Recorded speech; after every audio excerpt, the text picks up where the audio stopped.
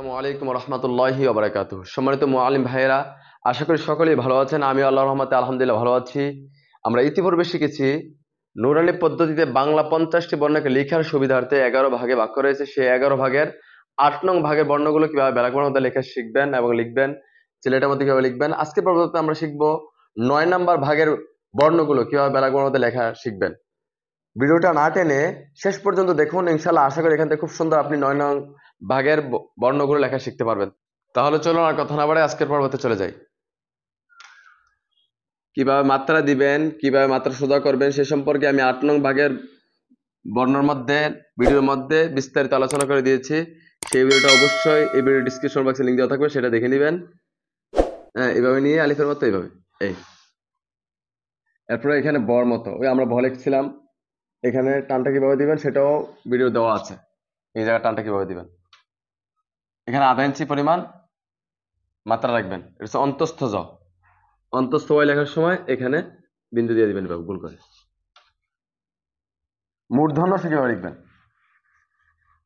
মূর্ধন্য স অনেকে পেট কেটে দেয়, আমরা লেখার সময় পেট কাটি না। যেমন এভাবে সোজা মাত্রা দিয়ে এখান থেকে আপনি এভাবে দিবেন আলিফটা, এই অর্ধেক থেকে এভাবে এনে এইভাবে এখান থেকে আপনি সোজা তুলে দিবেন এই মূর্ধন্য সাহায্যে।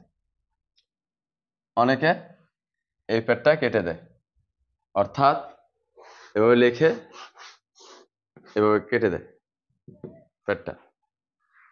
ফ কিভাবে লিখবেন ভালো করে খেয়াল করুন। যেমন এভাবে সোজা মাত্রা দিয়ে এখান থেকে এভাবে অন্তস্থ জন্মতে নিয়ে এভাবে এনে এই এখান থেকে বড় মতো উপর দিকে তুলবেন। এরপর এখান থেকে সোজা এভাবে নিয়ে এই এটা দিয়ে দিবেন। এটা হচ্ছে যে ফ। আশা করি বুঝেছেন।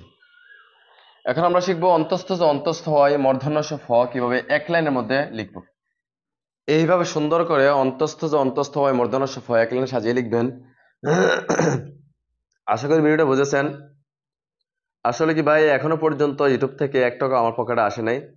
অনেক মুআল্লিম ভাইরা কমেন্ট করে, তাদের জন্য মায়া লাগে যে তারা লেখাটা সুন্দর করলে, অনেকে অনেক সুন্দর সুন্দর কমেন্ট করে, মনটা উদার হয়ে যায়, অনেকটা মনটা ভালো লাগে।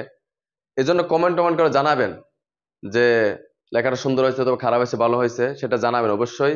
আপনাদের উপকারের জন্য ভিডিও বানানোর চেষ্টা করতেছি। যদি আল্লাহ পাক রব্বুল আলামিন কিছু দেয় সেটা ভিন্ন কথা।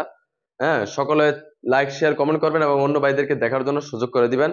আমি যেহেতু এত কষ্ট করতে পারি, এত গরমের মধ্যে, এত ব্যস্ততার মধ্যে যদি আপনাদের জন্য ভিডিও তৈরি করতে পারি, ভিডিও বানাতে পারি, আপনারা কেন আরেকজনকে দেখার জন্য সুযোগ করে দিবেন না? সমস্ত মুআল্লিম ভাইদেরকে সুযোগ করে দিবেন যে অপর ভাই শিক্ষক, আপনি একা একা কেন শিখবেন, আরেকজনকে দেখার জন্য চেষ্টা করে দিবেন এবং চ্যানেলটা প্রচার করার জন্য চেষ্টা করবেন। সকলে আমার জন্য দোয়া করবেন, আমি আপনাদের জন্য দোয়া করি। আল্লাহ পাক রব্বুল আলামিন সকলকে ভালো রাখুন, সুস্থ রাখুন।